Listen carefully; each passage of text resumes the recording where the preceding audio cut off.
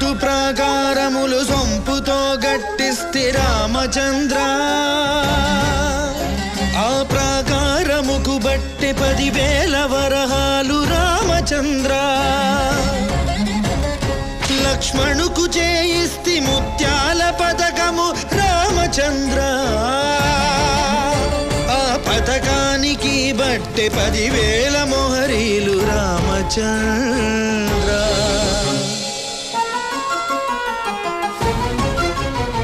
సీతమ్మకు చేయిస్తిని